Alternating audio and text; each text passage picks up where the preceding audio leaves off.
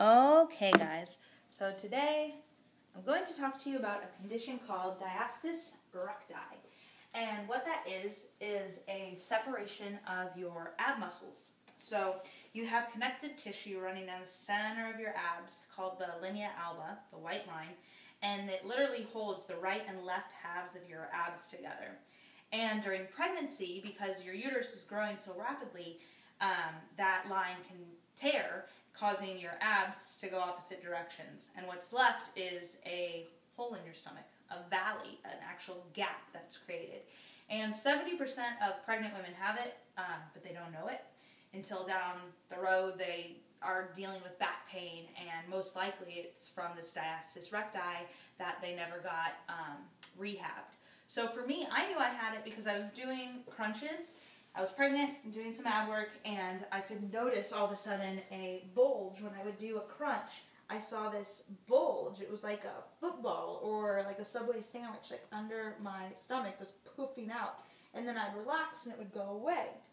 And so another way you can test it, the way my doc said, okay, we'll try this. This is a way to test it. We'd get in crunch position and we'd take 2 fingers and we'd start at top, and I could still feel my abs connected. And then right about in here, I can start to feel a gap, a valley that I can actually sink my fingers into. And I'm not just sinking my fingers into a pocket of fat. Look, it's very distinct. You should feel some real depth.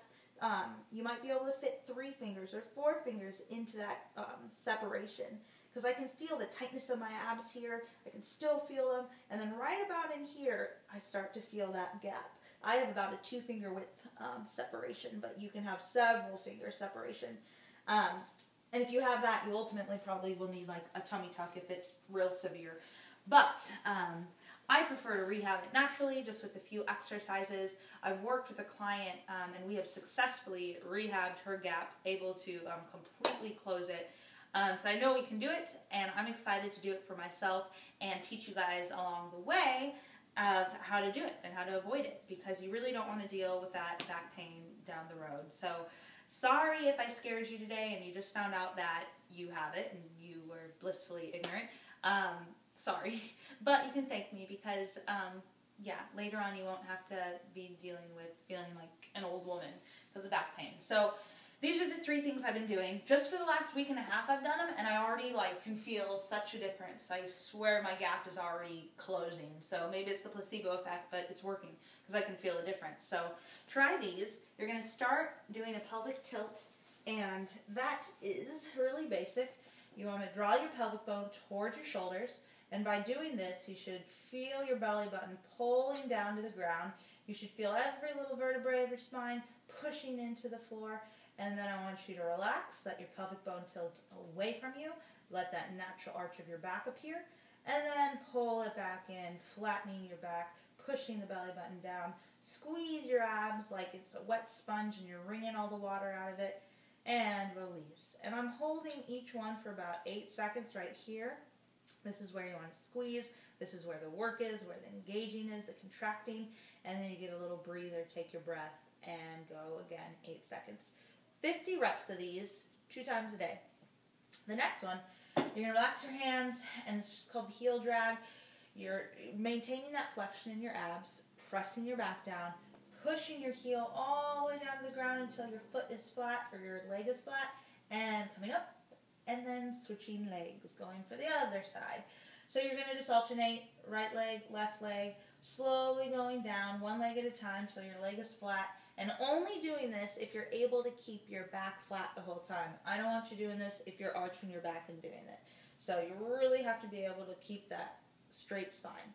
And then lastly, and be sure when you get up, you always push yourself up with the strength of your upper body. You don't want to just sit up. You can make this gap worse by doing certain twisting motions, by sitting up.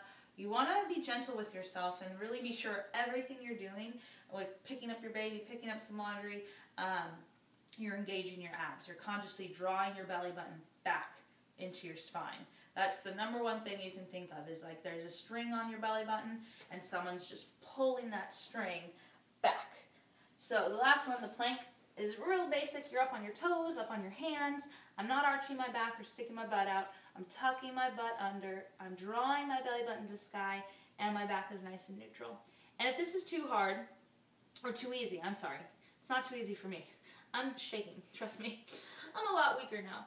And then you can go to your elbows if you want more an advanced movement. So this is definitely harder here on your elbows, up on your toes, still keeping your butt tucked and your back flat and your belly button up. So I do that just as long as I can, 30 seconds, 45 seconds, 3 times a day. So between those 3 exercises that I've only been doing like a week and a half, I really have seen improvement. So I think you guys will too. And message me. Let me know if you need something easier than these or maybe something more advanced. I'd love to hear some feedback for you ladies who maybe just found out you had it, or for those of you who've known you've had it and are still dealing with it. So let me know, give me some feedback. That'd be great.